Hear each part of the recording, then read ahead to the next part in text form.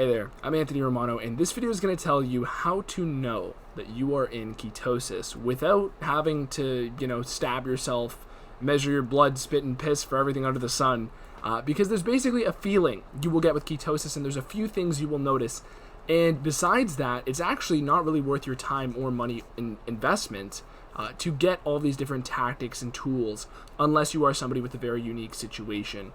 So I've worked with a lot of people over a decade of keto, basically, where some people do have to measure these things, but a lot of times measuring is going to give you false readings, especially if you're been doing keto for under a year, and it's really not worth your time or money. So I'm going to get into that in this video, and if you could like the video, that's all you have to do to help me grow my page on YouTube so more people see my videos. Let's get into it.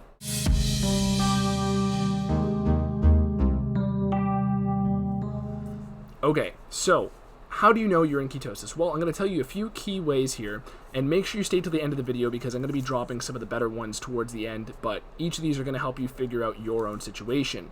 So on that note, if you want to go right to the promised land of keto fat loss, if that's what you're here for, and not like a brain injury or something, Keto Shred Program, this is my ultimate guide for fat loss with keto on my website, romanoketo.com. I also offer consultations and coaching, which you can check out as well. There's a sale on that.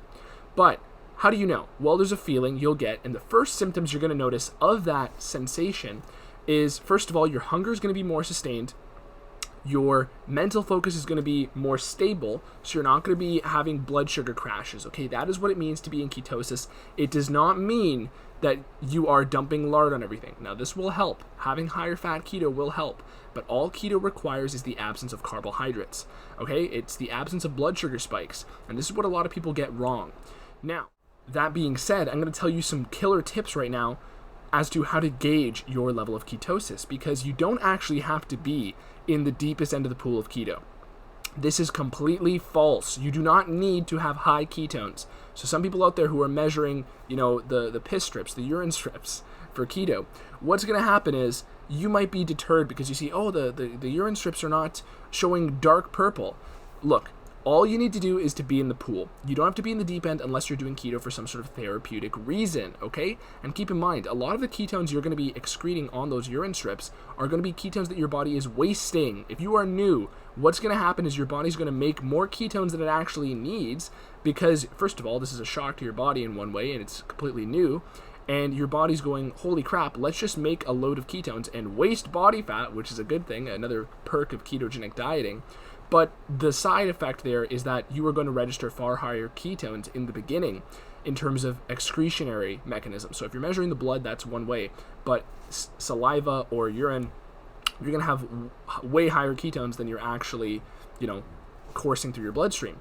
So that is one pitfall there. And as time goes on, you're going to, if I wake up after like a decade of keto and somebody tried to measure my ketones, they would be lower than you would expect because as time goes on, you need less ketones. You become more efficient with your usage of ketones. And high ketones does not mean more fat loss unless you are fasting outright.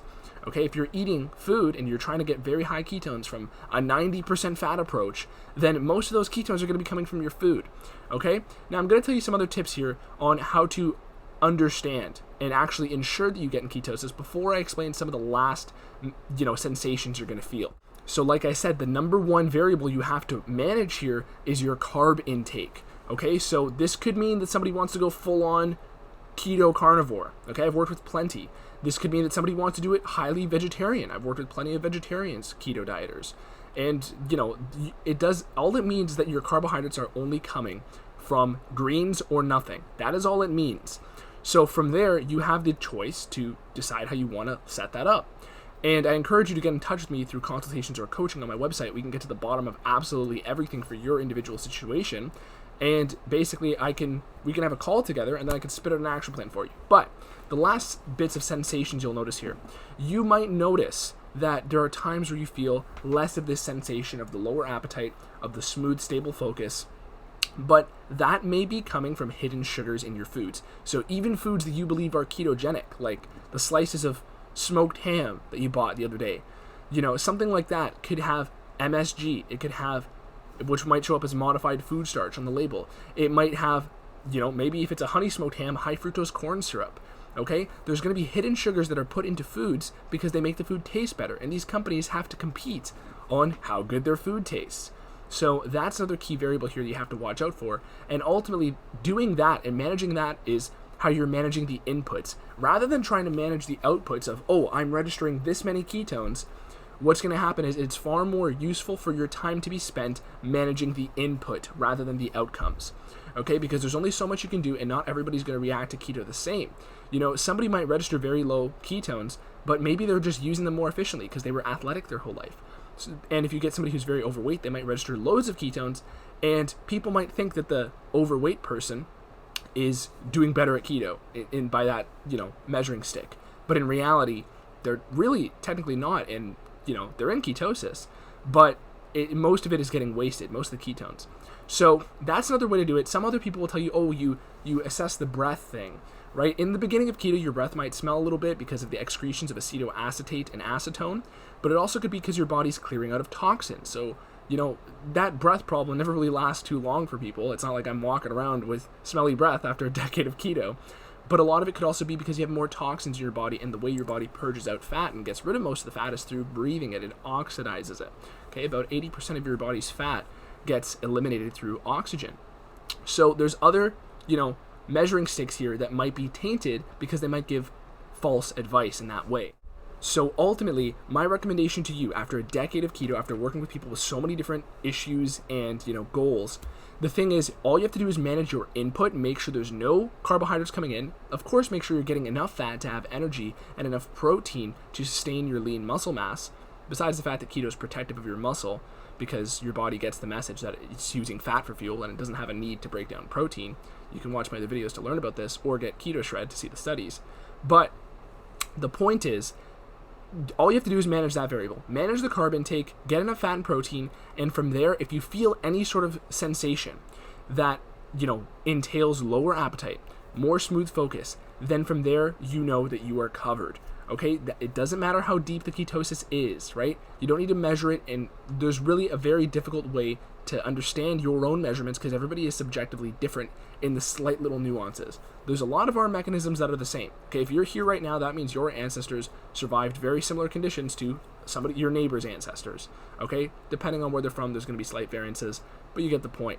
Now, the last tip I'll throw at you too here, the one I wanted to save towards the end, was sodium. Okay, so salt intake. This is killer, and a lot of the way you actually feel, a lot of the sensation is going to come from having adequate electrolyte levels. I have other videos that explain all the dense protocols. They're all listed in a practical, applicable manner in Keto Shred program on my website, romanoketo.com.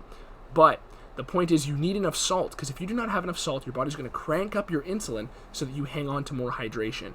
Okay, the simplest way for me to put this is that your body has two main ways of retaining water: carbohydrates or salt. And if you're low in one, you're going to need to have a little bit more of the other.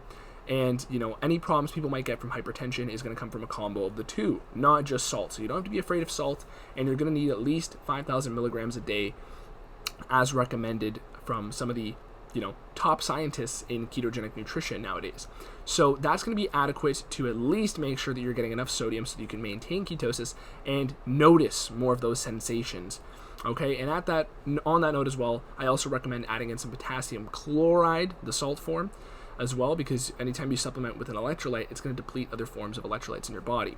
But either way, those are the key tips for understanding if you're in ketosis right away. If you like this video, subscribe, like it, follow me on Instagram, and go to my website, romanoketo.com, if you want to get more in-depth and figure this stuff out instantly.